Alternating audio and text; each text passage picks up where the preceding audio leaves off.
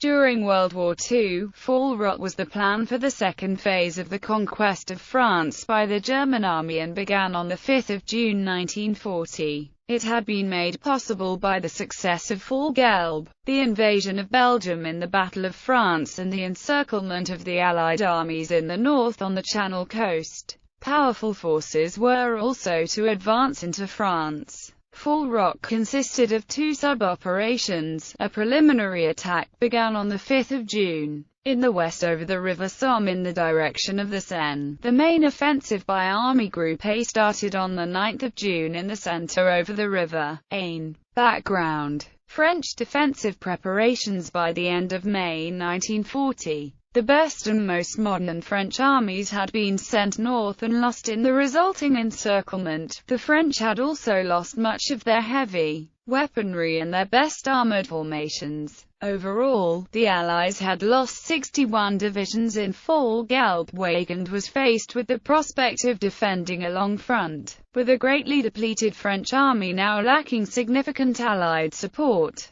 Weygand had only 64 French and 1 remaining British division available. Weygand lacked the reserves to counter a breakthrough or to replace frontline troops, should they become exhausted from a prolonged battle on a front of 965 kilometers. The Germans had 142 divisions to use and total control of the air except over the English Channel. The French also had to deal with millions of civilian refugees fleeing the war in what became known as l'Exode, automobiles and horse-drawn carts, carrying possessions clogged roads. As the government had not foreseen such a rapid military collapse, little planning existed.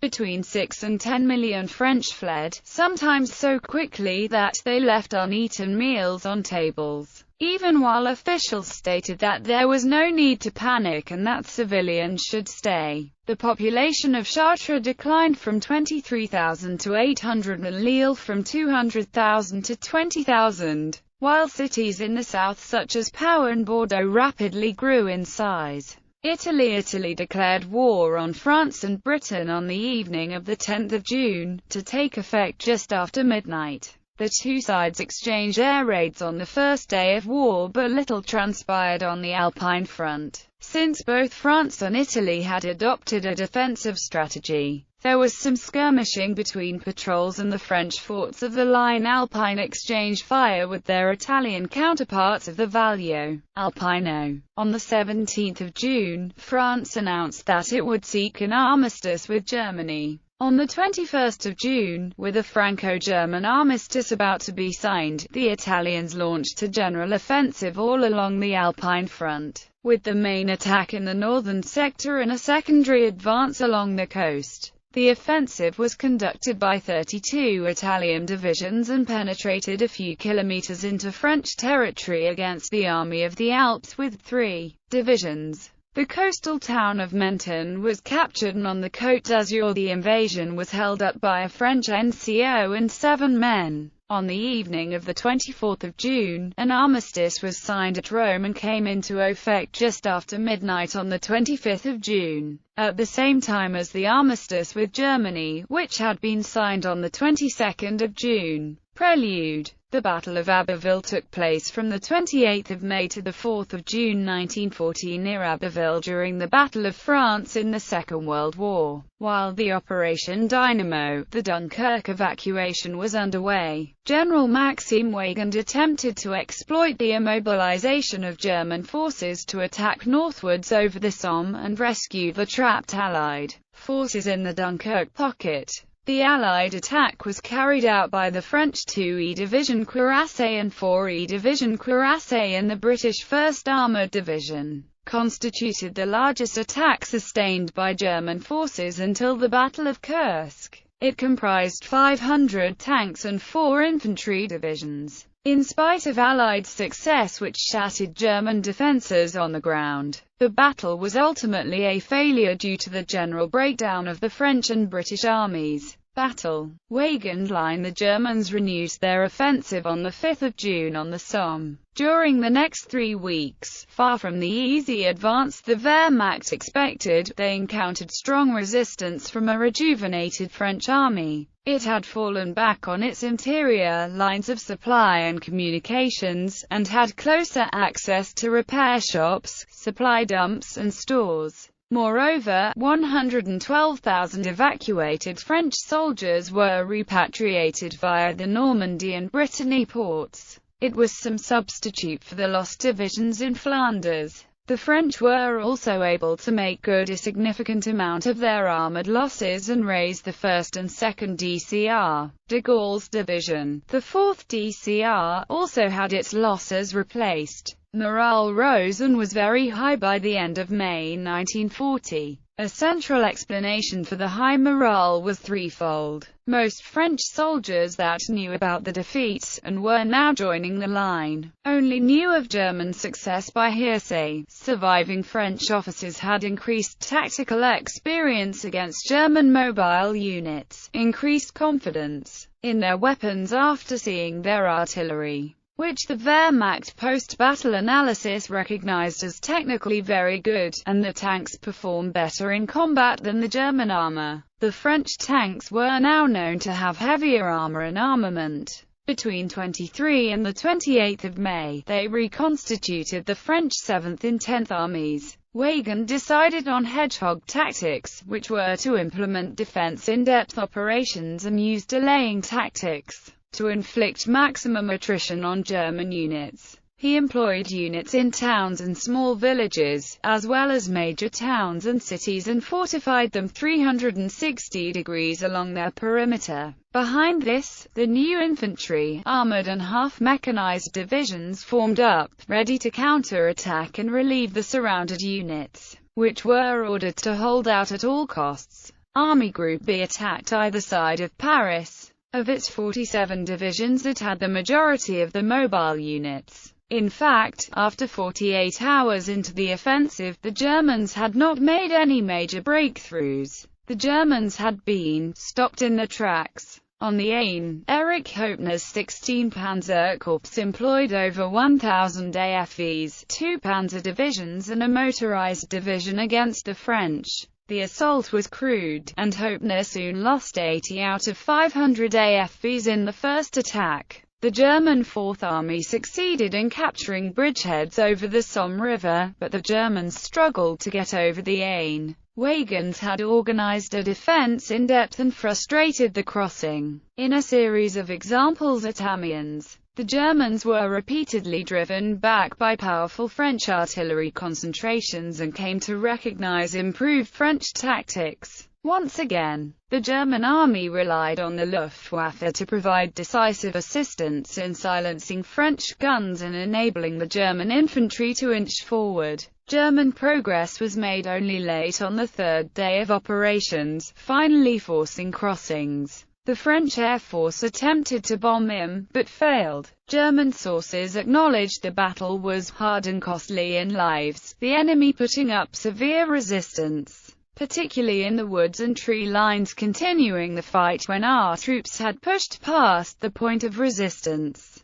South of Abbeville, the French 10th Army under General Robert Altmeyer had its front broken and it was forced to retreat to Rouen and south along the Seine River. The rapid German advances were the sign of a weakening enemy. Rommel and his 7th Panzer Division headed west over the Seine River through Normandy and captured the port of Cherbourg on the 18th of June. On the way to Cherbourg, Rommel forced the surrender of the British 51st Division on the 12th of June. In close-quarter combat, the Luftwaffe was struggling to have an impact. However, in an operational sense, they helped disperse French armor. The German spearheads were overextended and vulnerable to counterstrokes, but the concentration of the Luftwaffe denied the French the ability to concentrate, and the fear of air attack negated their mass and mobile use by Weygand. On the 10th of June, the French government declared Paris an open city. The German 18th Army now deployed against Paris.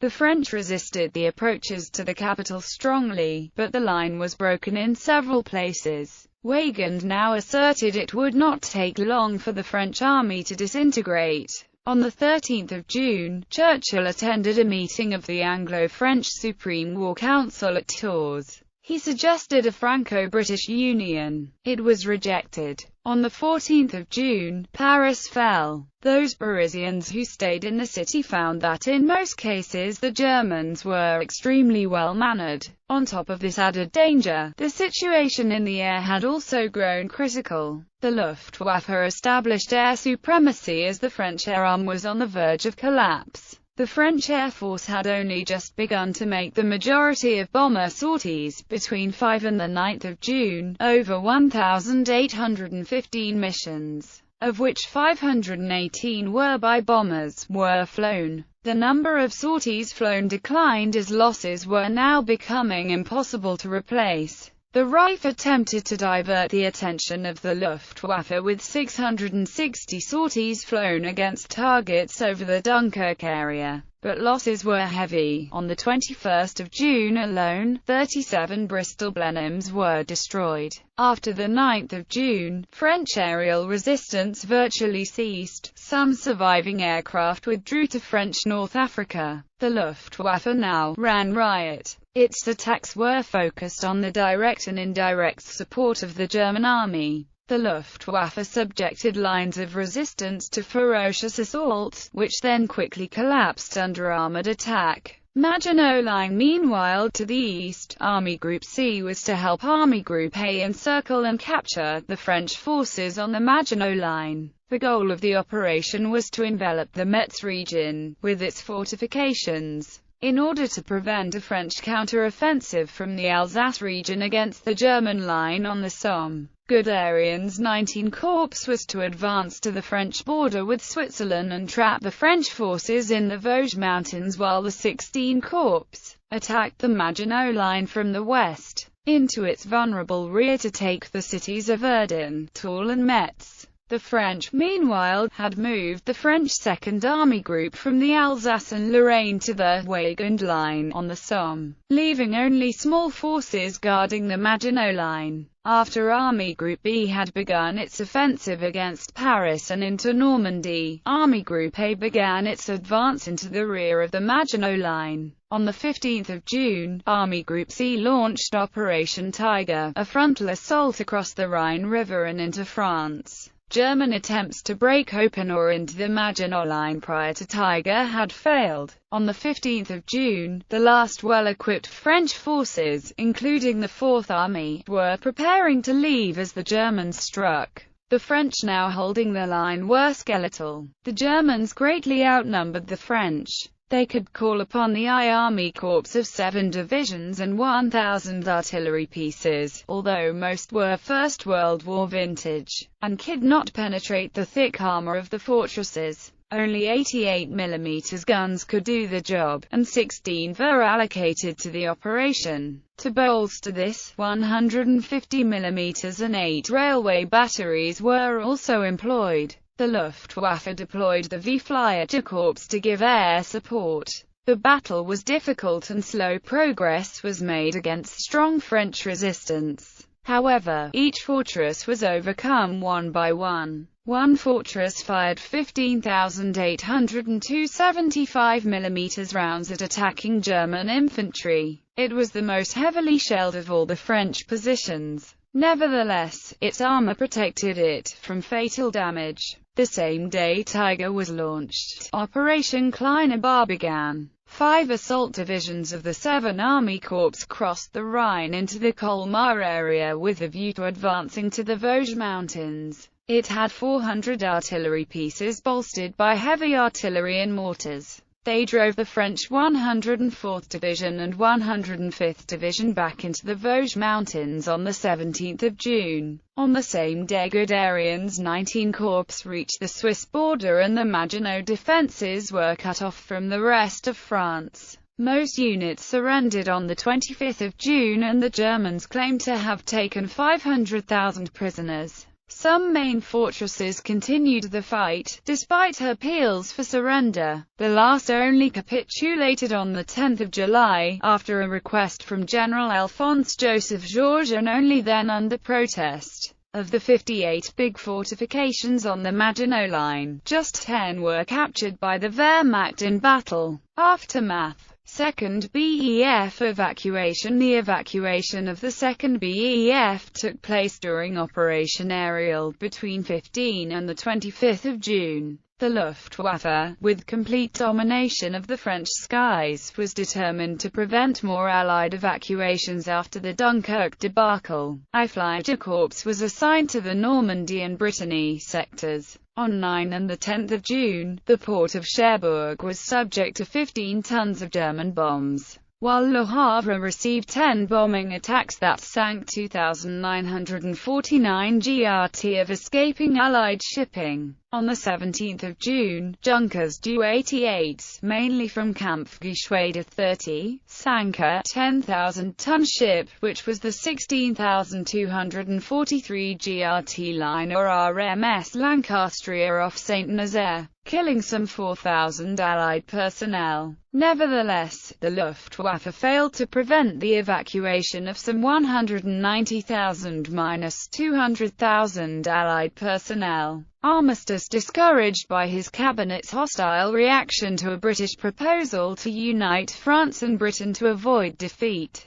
and believing that his ministers no longer supported him, Prime Minister Paul Reynaud resigned on 16 June. He was succeeded by Marshal Philippe Pétain, who delivered a radio address to the French people announcing his intention to ask for an armistice with Germany. When Hitler received word from the French government that they wished to negotiate an armistice, he selected the forest of Compiègne as the site for the negotiations. Compiègne had been the site of the 1918 armistice, which ended the First World War with a humiliating defeat for Germany. Hitler viewed the choice of location as a supreme moment of revenge for Germany over France. On 21 June 1940, Hitler visited the site in order to start the negotiations, which took place in the very same railway carriage in which the 1918 armistice was signed. Hitler sat in the same chair in which Marshal Ferdinand Foch had sat when he faced the defeated German representatives.